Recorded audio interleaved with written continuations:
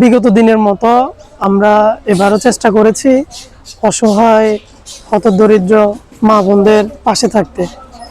তারই ধারাবাহিকতায় এবার আমরা উদ্যোগ নিয়েছি যে ঈদ পর্যন্ত আমরা 10 দিন আমাদের হোক বৃদ্ধ বাবা কিংবা হচ্ছে বৃদ্ধ মা, ছোট বাচ্চা, যেদিন আমরা যাকেই আমাদের উপযোগী মনে হবে ওনাদেরকে আমরা ঈদের চেষ্টা করব ঈদের শপিং করাই দেওয়ার জন্য।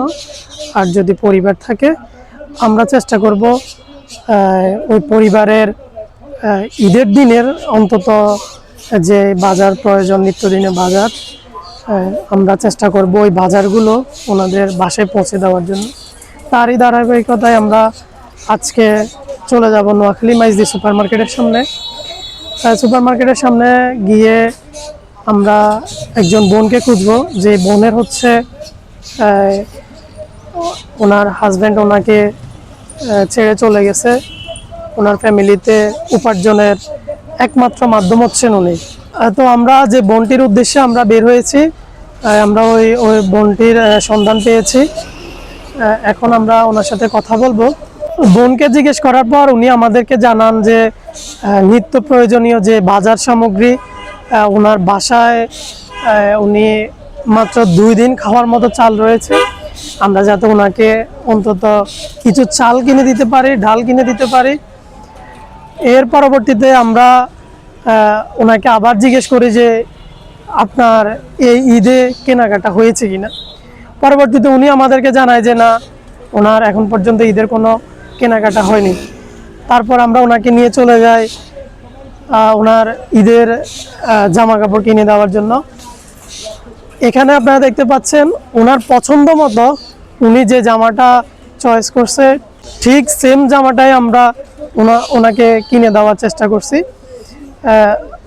এর পরবর্তীতে ওনাকে নিয়ে চলে যাব নিত্য প্রয়োজনীয় যে বাজার সামগ্রীর দোকান, মুদি দোকান, ওইখানে চলে যাব।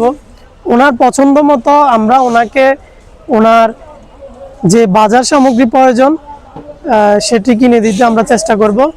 আমরা এখন চলে আসছি মুদি দোকানে।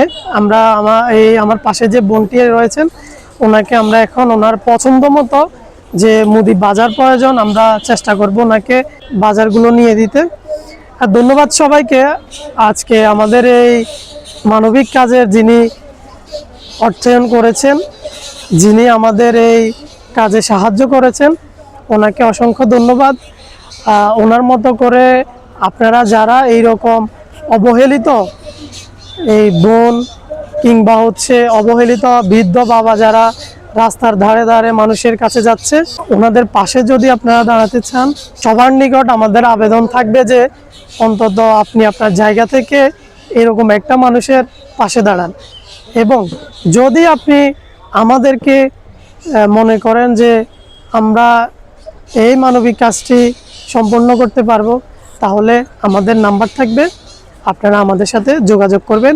ইনশাল্লাহ আপনার আমানতটুকু আমরা সঠিকভাবে সঠিক জায়গায় আমরা পৌঁছে দিব। ধন্যবাদ সবাইকে। আসসালামু আলাইকুম।